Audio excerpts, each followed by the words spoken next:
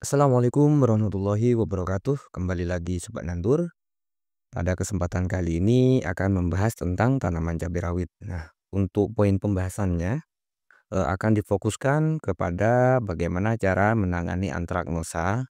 Jadi bagaimana cara menangani antraknosa atau biasa kita sebut juga dengan cacar ataupun patek. Itu nama-nama lain dari penyakit antraknosa ini.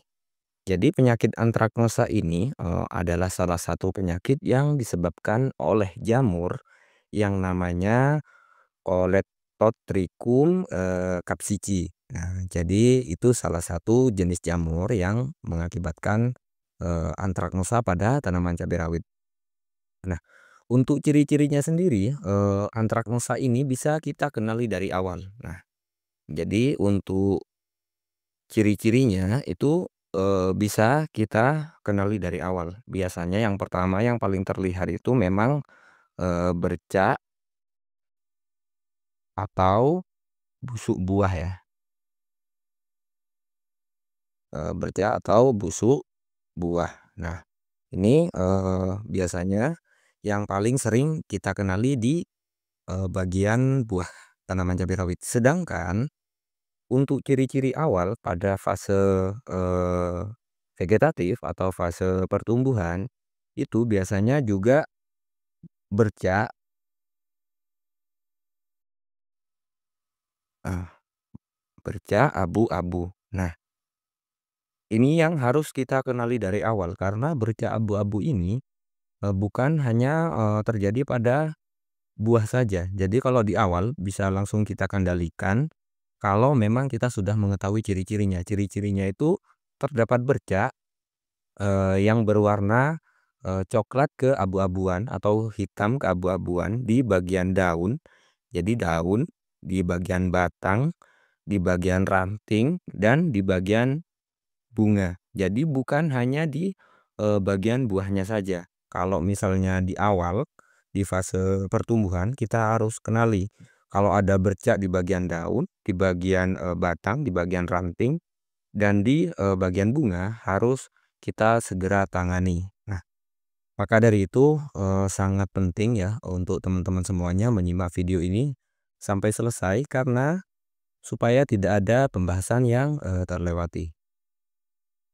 Mengenai jamur antraknosa ini atau penyakit antraknosa ini termasuk salah satu penyakit tular tanah ya. Jadi termasuk salah satu penyakit tular tanah.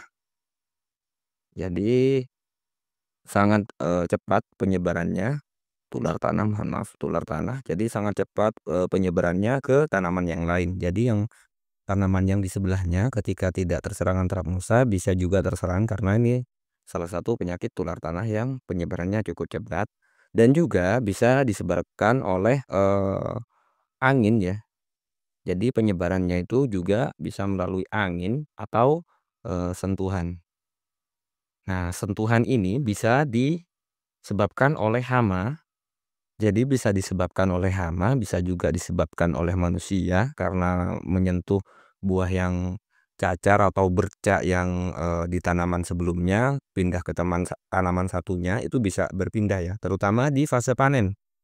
Di fase panen ketika kita memegang buah yang sudah terkena bercak daun, terus kita memegang buah yang lainnya itu bisa mengakibatkan penyebarannya cukup cepat. Selain itu juga selain dari disebarkan oleh hama. Jadi itu hal yang perlu teman-teman semuanya ketahui. Selain itu antraknosa ini juga menyerang ketika terjadi kelembapan tinggi. Nah, ketika terjadi kelembapan tinggi. Kelembapan. Nah, jadi ketika terjadi kelembapan tinggi, maka jamur ini akan mudah sekali menyerang tanaman kita. Makanya teman-teman sebaiknya menjaga kelembapan di lahan kita. Oke, kita lanjut supaya tidak lama-lama ke poin bagaimana cara pencegahannya. Oke teman-teman, ke pencegahan ya, ada yang bilang bahwasanya pencegahan lebih baik daripada mengobati, itu adalah salah satu prinsip dalam bertani dan memang faktanya seperti itu. Jadi, untuk pencegahan bagaimana supaya tanaman kita itu terhindar dari antraknosa ataupun, penanganannya lebih mudah ketika terserang, antraknosa, yang pertama yaitu, kita harus, memilih bibit unggul. Jadi pengaruh yang pertama itu berhubungan dengan bibit. Ketika bibit tersebut, pernah terserang antraknosa, maka akan kemungkinan besar, tanaman berikutnya atau benih berikutnya itu akan juga terkena antraknosa karena sudah ada inangnya atau gennya itu, sudah terserang antraknosa. Makanya silahkan teman-teman, pastikan bahwasanya bibit tersebut itu benar-benar bibit yang, berkualitas baik dan tidak mudah terserang oleh jamur antraknosa. Lanjut ke poin kedua, di poin kedua ini yaitu kita harus menjaga kelembapan dengan cara meninggikan gulutan. Meninggikan, gulutan. Jadi, yang kedua ini adalah bagaimana cara kita meninggikan gulutan, supaya, tingkat kelembapan di bedengan kita atau di perakaran, cabai rawit itu terjaga sehingga tidak mudah terserang oleh, jamur antraknosa. Lanjut teman-teman ke poin ketiga, yang poin ketiga ini adalah, mengurangi, pupuk nitrogen, amonium. Nah, kenapa? Jadi, untuk jamur seperti yang kita ketahui bahwasanya sangat suka sekali dengan tanaman yang, memiliki kandungan nitrogen ataupun penyerapan nitrogen itu yang tinggi, sehingga mudah sekali terserang oleh jamur. Makanya kita harus mengurangi ini ya, untuk amonium, nitrogen amonium, mengurangi terutama anomium tunggal seperti, ZA ataupun, urea. Jadi kita harus kurangi pupuk-pupuk seperti ini. Memang kalau memang bisa sebaiknya tidak usah kita pakai, tapi kalau terpaksa tidak apa-apa kita pakai, tapi dengan dosis yang, rendah. Selain itu pupuk seperti ZA atau, nitrogen anomium ini sangat mempengaruhi pH tanah atau membuat, pH tanah itu cepat sekali turun. Lanjut teman-teman kita ke poin keempat, pencegahan yang keempat. Pencegahan yang keempat ini, berhubungan dengan nutrisi. Jadi berhubungan dengan nutrisi. Maksudnya bagaimana Bang? Jadi untuk nutrisinya pada tanaman cabai harus benar-benar kita penuhi, terutama unsur seperti nitrogen, terus fosfat, terus kalium. Nah, ini biasa kita sebut dengan NPK. Selain itu, yang bisa kita terapkan juga, kita aplikasikan juga yaitu pupuk kalsium. Jadi pupuk kalsium juga kita harus masukkan. Jadi untuk NPK, terus tambahkan dengan kalsium, terus, tambahkan juga dengan magnesium. Jadi tambahkan juga dengan magnesium. Jadi NPK tambahkan dengan kalsium dan magnesium. Oke lanjut teman-teman, setelah, nutrisi yang kelima, yaitu segera, tangani penyakit. Jadi berhubungan dengan penyakit. Ketika ada serangan bercak daun, busuk daun, layu, atau, jenis penyakit lainnya harus segera kita tangani. Karena, terutama seperti bercak ya, busuk daun, seperti, layu, itu sangat mempengaruhi tumbuh kembang cabai rawit dan itu adalah salah satu faktor, tanaman tidak sehat sehingga mudah sekali terserang oleh, jamur antraknosa atau penyakit antraknosa ini. Makanya kalau misalnya sudah terlihat bercak, silahkan kita langsung tangani, entah itu dispray dengan fungisida atau nutrisinya ditambah, bagaimana supaya imunitas tanaman kita itu, terjaga. Oke, lanjut ke pencegahan yang keenam, yaitu berhubungan dengan pH tanah 7 lebih. Nah, ini, sangat mempengaruhi menurut saya ya. Jadi ketika pH tanah kita 7 atau di atas 7 itu biasanya tidak mudah terserang, penyakit antraknosa. Dulu pernah, ini sedikit cerita ya teman-teman, dulu pernah pH tanah di lahan saya itu yang ditanami cabai rawit, itu pH-nya di bawah 6 atau maksimal itu cuman 6. Jadi serangan antraknosa di hari pertama di minggu pertama sama minggu kedua itu berbeda jauh ya. Jadi penyebarannya sangat cepat. Di minggu pertama itu cuman ada sekitar 10 pohon, jadi dari 100 pohon, atau 100 batang, itu, eee, cuman minggu pertama cuman 10 pohon, minggu keduanya itu hampir 50% sudah terserang, penyakit antraknosa. Jadi sehingga saya menyimpulkan bahwasanya pH tanah itu sangat mempengaruhi. Ketika pH-nya itu, saya naikkan ke 7 di, lahan lainnya misalnya atau di, tanaman berikutnya, ternyata sangat menekan antraknosa. Ketika lebih dari 7 biasanya, tidak terlihat sekali, serangan antraknosa, ataupun ketika ada itu sangat mudah ditangani. Nah itu ya teman-teman, makanya usahakan pH tanahnya tinggi.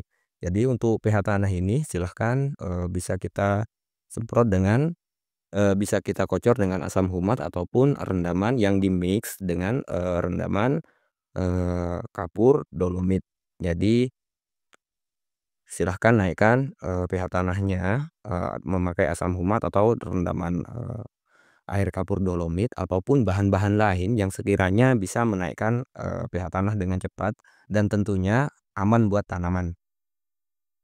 Oke, untuk, pencegahan selanjutnya yaitu berhubungan dengan fungisida. Fungisida. Jadi, fungisida bisa kita gunakan 10 hari sekali. Jadi 10 hari sekali ya, untuk penyempraian fungisida. Silahkan, pakai fungisida kontak untuk pencegahan.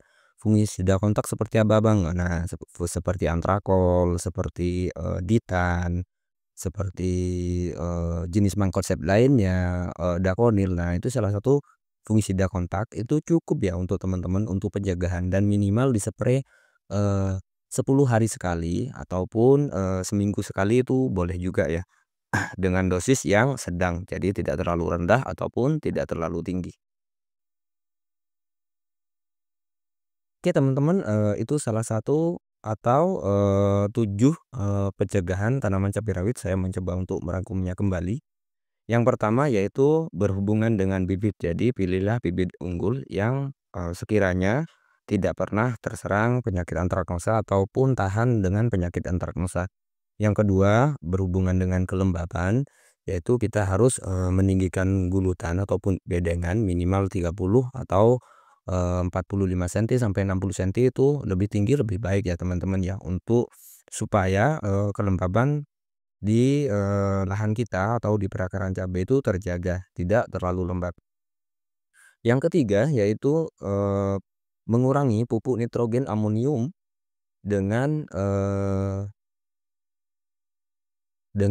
dosis tinggi. Jadi kurangi penggunaan pupuk nitrogen amonium dengan dosis tinggi. Terus yang keempat yaitu penuhi kebutuhan nutrisi.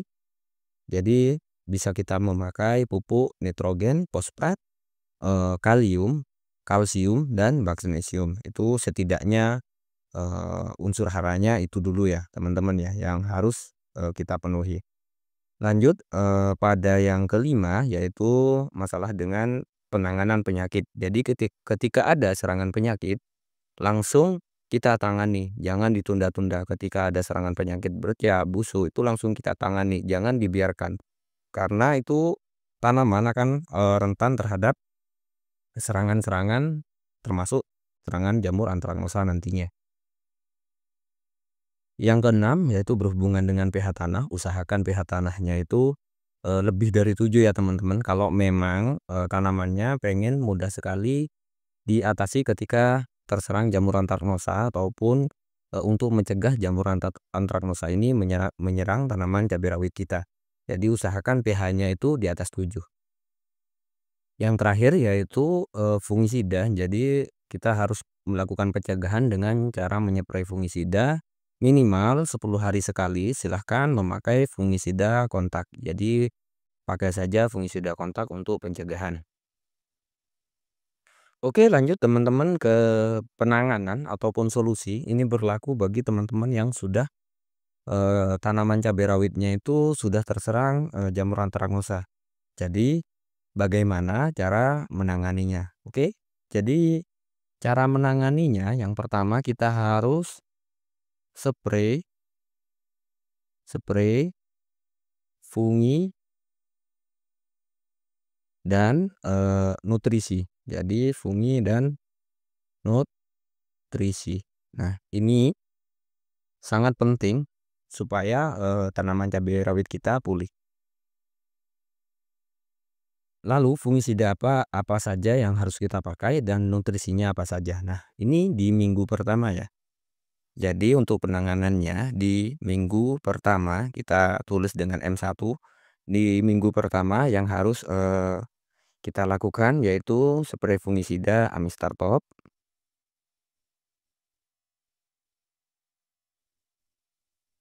Nah, fungisida Amistar Top ditambahkan dengan CPT, ditambahkan juga dengan MKP. Oke, pasti teman-teman ada yang bertanya seperti ini. Amistar Top kan sudah ada CPT-nya, Bang. Itu kita kuatkan ditambahkan dengan CPT dan untuk beberapa merek produk Amistar Top yang belakangan ini, jadi di apa namanya, di wadahnya itu sudah tidak ada lagi tulisan ZPT-nya, entah itu dihilangkan atau bagaimana kurang paham ya teman-teman. Jadi memang harus kita tambahkan ZPT. Lanjut kenapa harus menambahkan MKP juga, jadi selain fungisida ini kan racun. Jadi fungisida ini racun, kita harus imbangi dengan ZPT, yang dimana ZPT untuk merangsang pertumbuhan, sekaligus dengan pupuk MKP untuk memenuhi kebutuhan nutrisinya. Nah, sebenarnya untuk menangani antraknosa memang cukup dengan fungisida saja, jadi dengan Amistar Top saja sudah bisa. Namun ketika kita memakai fungisida Amistar Top yang fungisida sistemik ini, kekurangannya adalah pertumbuhan cabai rawit kita akan terhambat karena fungisida termasuk racun. Nah, itu ya teman-teman, semoga paham. Oke, ini saya hapus dulu. Oke teman-teman, lanjut ke solusi kedua. Solusi keduanya atau di minggu kedua ya, mohon maaf. Di minggu keduanya, kalau tadi minggu pertama, sekarang minggu kedua. Jadi di minggu kedua, kita itu memakai fungisida yang berbeda lagi, yaitu Bendas atau Karbendasim ya. Kita memakai Bendas. Terus yang kedua itu kita memakai KNO putih kristal. Jadi cuman ada 2. KNO3 putih yang kristal. Jadi Bendas di minggu kedua kita memakai Bendas dan KNO3 putih kristal. Lanjut ke pada minggu ketiga. Di minggu ketiga ini sama dengan yang tadi, yaitu yang minggu pertama yaitu Amistar Top lagi ditambahkan dengan ZPT, ditambahkan dengan MKP. Nah, itu untuk minggu ketiga. Jadi bahannya sama dengan minggu yang pertama. Sedangkan untuk minggu yang keempat itu bahannya sama dengan minggu yang kedua. Jadi sama ya dengan minggu yang kedua. Sama dengan minggu yang kedua. Jadi memakai Karbendasim atau Bendas ditambahkan dengan KNO putih kristal. Usahakan yang kristal ya teman-teman. Kalau misalnya memang terkendala silahkan pakai yang granul, tidak apa-apa. Selain memakai fungisida sistemik tadi, kita harus juga selain memakai fungisida dan nutrisi via spray, kita harus juga mengocor ya teman-teman. Jadi untuk supaya tanaman kita itu tumbuhnya maksimal dan supaya tanaman kita itu tidak gampang terserang antraknosa lagi. Jadi ketika minggu pertama itu harus kita kocor dengan asam humat. Dengan asam humat. Nah, Asam humat ditambahkan dengan rendaman kapur dolomit. Nah, ini untuk, menaikkan pH tanah ya teman-teman. Bagi teman-teman yang pH tanahnya masih kurang dari angka 7, silahkan kocor dengan asam humat dan rendaman, air kapur dolomit. Untuk dosisnya 200 liter air itu memakai asam humatnya 1 kilo. Sedangkan untuk kapur dolomitnya ini bisa kita sesuaikan, bisa memakai 5 kilo, 10 kilo, 20 kilo, atau 25 kilo yang direndam dengan air. Nah, itu ya, untuk per batangnya bisa minimal kita aplikasikan 200 mili. Jadi, kita aplikasikan 200 mili. Ini untuk minggu pertama. Jadi, ketika kita sudah selesai menyspray fungisida tadi, bisa langsung kita kocor dengan asam humat dan rendaman kapur dolomit. Sedangkan untuk minggu kedua, kita kocor juga dengan NPK 16-16. Jadi di minggu kedua harus kita kocor dengan NPK 16-16. Ini hukumnya, gimana ya, hukumnya wajib ya bagi saya ya teman-teman ya, untuk memaksimalkan pertumbuhan tanaman cabai rawit supaya tidak kekurangan nutrisi. Sedangkan untuk dosisnya itu memakai, mohon maaf ini saya hapus dulu. Untuk dosisnya, untuk 200 liter air itu memakai, 6 kilogram. Sedangkan per batangnya itu 200 mili. Nah, ini sudah cukup ya teman-teman ya, untuk, pemberian pupuk NPK 16-16 bagi tanaman di minggu kedua. Mohon maaf ini minggu kedua. Jadi ini minggu kedua ya. Lanjut, ketika sudah melakukan ini semua, jadi tinggal kita pencegahan. Semisal, tanaman cabai rawit kita itu sudah terkendali antraknosanya, sudah tidak ada serangan lagi, fungisidanya bisa kita menggunakan fungisida kontak saja, entah itu, seperti Dakonil, seperti Antrakol, seperti Ditan, intinya Mancozeb dan lain-lain. Kita bisa memakai yang itu saja ya, teman-teman ya, untuk pencegahan. Silahkan, putar kembali video ini jika memang teman-teman tidak memahaminya. Mohon maaf apabila video ini terlalu panjang.